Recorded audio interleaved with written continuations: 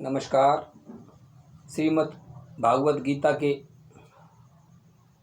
कथा में आप सबका हार्दिक स्वागत है। आज पुरुषोत्तम मास का 13वां दिन। आज सभी भक्तजनों को श्रीमद् भागवत गीता के 8वें अध्याय का महत्व एवं अध्याय सुनाऊंगा। आशा है आप सब इस अमृत रूपी रस का आनंद लेकर पुण्य प्राप्त कर रहे होंगे। श्रीमद् भागवत गीता के 8वें अध्याय का महात्म्य। भगवान शिव कहते हैं कि देवी, अब 8वें अध्याय का महात्म्य सुनो। उसके सुनने से तुम्हें बड़ी प्रसन्नता होगी। लक्ष्मी जी के पूछने पर भगवान विष्णु ने उन्हें इस प्रकार 8वें अध्याय का महात्म्य बतलाया था। दक्षिण में आमर्दकपुर नामक एक प्रसिद्ध नगर है। वहाँ भाव शर्मा नामक एक ब्राह्मण रहता था, जिसने वेश्या को पत्नी बनाकर रखा था।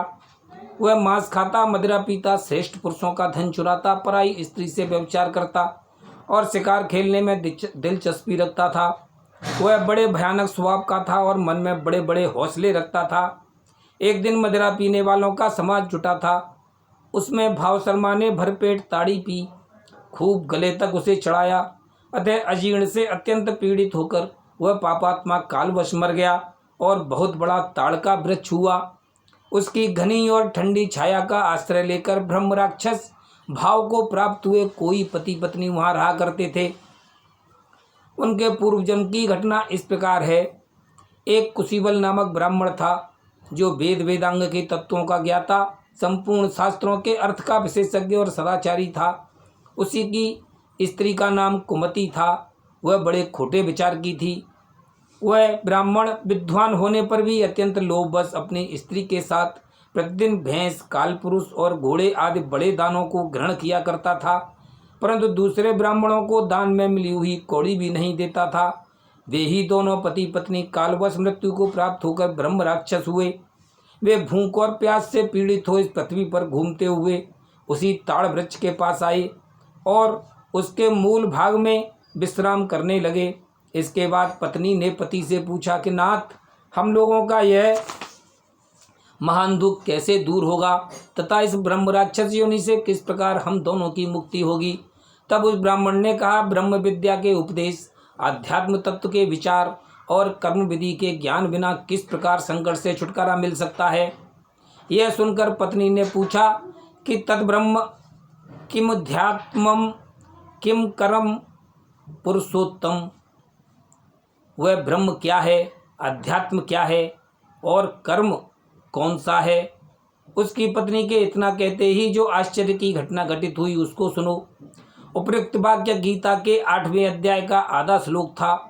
उसके श्रवण से वह वृक्ष उस समय ताड़ के रूप को त्याग कर भाव शर्मा नामक ब्राह्मण हो गया।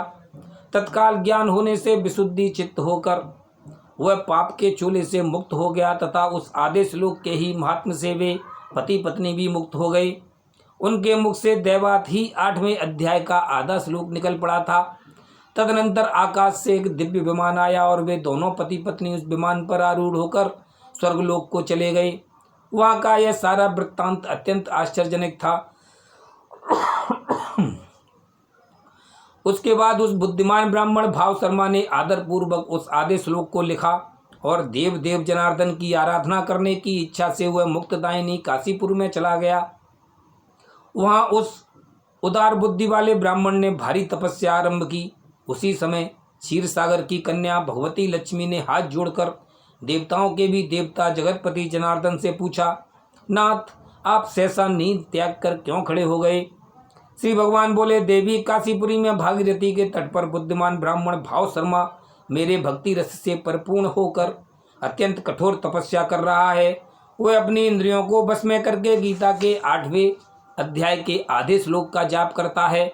मैं उसकी तपस्या से बहुत संतुष्ट हूँ। बहुत देर से उसकी तपस्या के अनुरूप फल का विचार कर रहा था।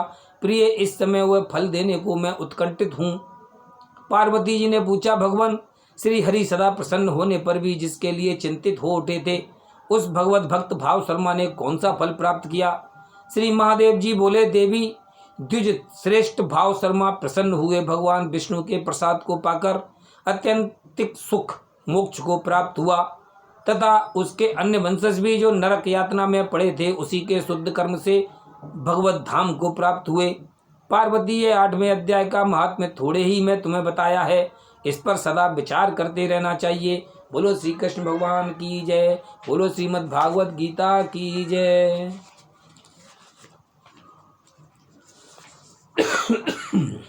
ओम श्री परमात्मने नमः। 8वां अध्याय। इस प्रकार भगवान के वचनों को न समझकर अर्जुन बोले कि हे पुरुषोत्तम, जिसका आपने वर्णन किया वह ब्रह्म क्या है, अध्यात्म क्या है, कर्म क्या है और अधिभूत नाम से क्या कहा गया है, अधिदैव नाम से क्या कहा जाता है। हे मधुसूदन, यहाँ अधियज्ञ कौन है और वह शरीर में कैसे है, और युक्त चित्त वाले पुरुषों द्वारा अंत समय में आप किस प्रकार जानने में आते हो। इस प्रकार अर्जुन के प्रश्न करने पर श्री कृष्ण भगवान बोले, हे अर्जुन, परम अक्षर अर्थात जिसका कभी नाश नहीं हो, ऐसा सच्चिदानंद घन परमात्मा तो ब्रह्म है और अपना स्वरूप अर्थात जीवात्मा अध्यात्म नाम से कहा जाता है तथा भूतों के भाव को उत्पन्न करने वाला शास्त्रभीत यज्ञ, दान और होम आदि के निमित्त जो द्रव्यादिकों का त्याग है वह कर्म नाम से कहा गया है। उत्पत्ति विनाश धर्म वाले सब पदार्थ अधिभूत हैं और हिरण्यमय पुरुष अधिदैव है। और हे देहधारियों में श्रेष्ठ अर्जुन, इस शरीर में मैं वासुदेव ही विष्णु रूप से अधियज्ञ हूँ। और जो पुरुष अंतकाल में मेरे को ही स्मरण करता हुआ शरीर को त्याग कर जाता है वह मेरे साक्षात स्वरूप को प्राप्त होता है, इसमें कुछ भी संशय नहीं है। कारण कि हे कुंती पुत्र अर्जुन, यह मनुष्य अंतकाल में जिस भी भाव को स्मरण करता हुआ शरीर को त्यागता है उसको ही प्राप्त होता है, परंतु सदा उसकी भाव को चिंतन करता हुआ, क्योंकि सदा जिस भाव का चिंतन करता है अंतकाल में भी प्राय उसी का स्मरण होता है।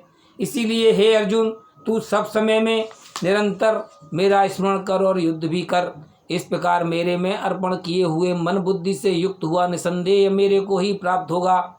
हे पार्थ, यह नियम है कि परमेश्वर के ध्यान के अभ्यास रूप योग से युक्त अन्य तरफ न जाने वाले चित्त से निरंतर चिंतन करता हुआ पुरुष परम प्रकाश रूप दिव्य पुरुष को अर्थात परमेश्वर को ही प्राप्त होता है।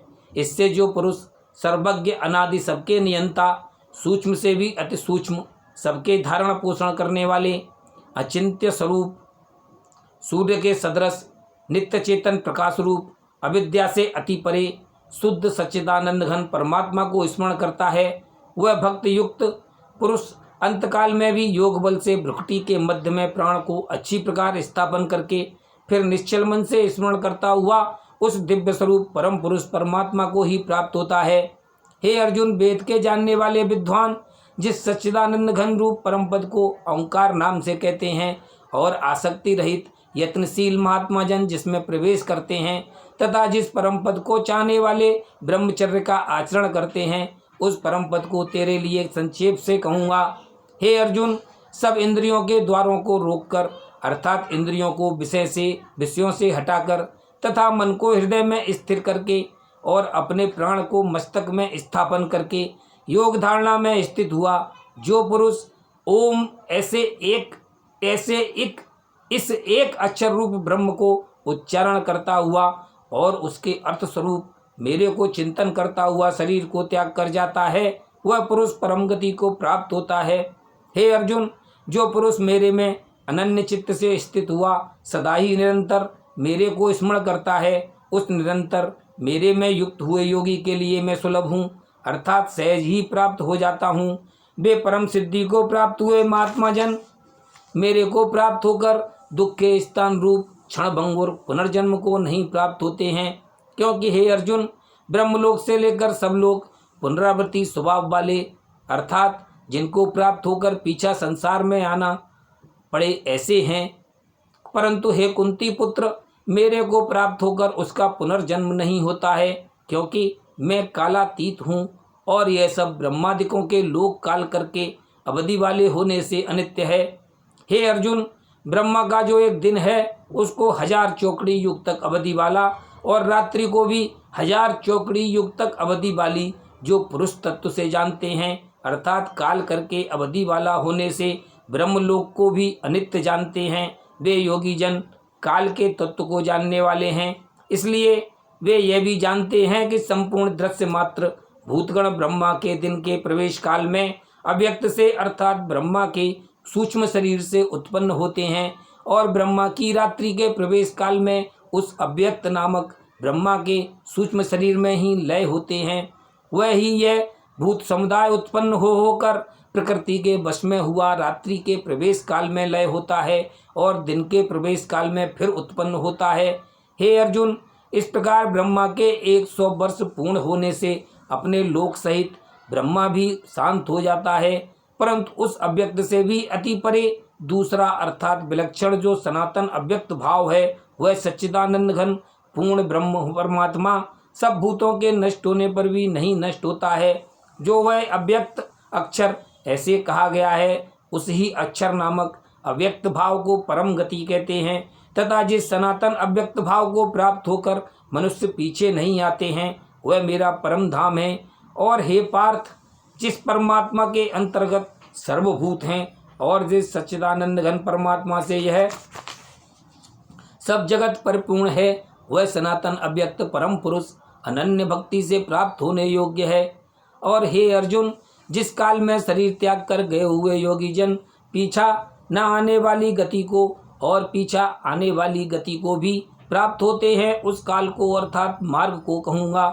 उन 2 प्रकार के मार्गों में से जिस मार्ग में ज्योतिर्मय अग्नि अभिमानी देवता हैं और दिन का अभिमानी देवता है तथा शुक्ल पक्ष का अभिमानी देवता है और उत्तरायण के 6 महीनों का अभिमानी देवता है, उस मार्ग में मरकर गए हुए ब्रह्मवेत्ता अर्थात परमेश्वर की उपासना से परमेश्वर को परोक्ष भाव से जानने वाले योगी जन उपरोक्त देवताओं द्वारा क्रम से ले गए हुए ब्रह्म को प्राप्त हुए हैं। जिस मार्ग में धूमाभिमानी देवता है और रात्रि अभिमानी देवता है तथा कृष्ण पक्ष का अभिमानी देवता है और दक्षिणायन के 6 महीनों का अभिमानी देवता है, उस मार्ग में मरकर गया हुआ सकाम कर्मयोगी उपरोक्त देवताओं द्वारा क्रम से ले गया हुआ चंद्रमा की ज्योति को प्राप्त होकर स्वर्ग में अपने शुभ कर्मों का फल भोग कर पीछा आता है। क्योंकि जगत के यह 2 प्रकार के शुक्ल और कृष्ण अर्थात देवयान और पितृयान मार्ग सनातन माने गए हैं। इनमें एक के द्वारा गया हुआ पीछा न आने वाली परम गति को प्राप्त होता है तथा दूसरे द्वारा गया हुआ पीछा आता है अर्थात जन्म मृत्यु को प्राप्त होता है। हे पार्थ, इस प्रकार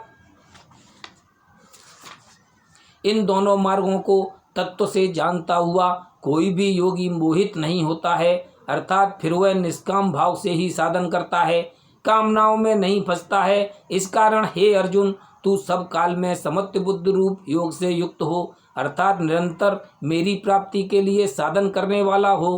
क्योंकि योगी पुरुष इस रहस्य को तत्व से जानकर वेदों के पढ़ने में तथा यज्ञ तप और दानादिकों के करने में जो पुण्यफल कहा है, उस सबको निसंदेह उल्लंघन कर जाता है और सनातन परम पद को प्राप्त होता है।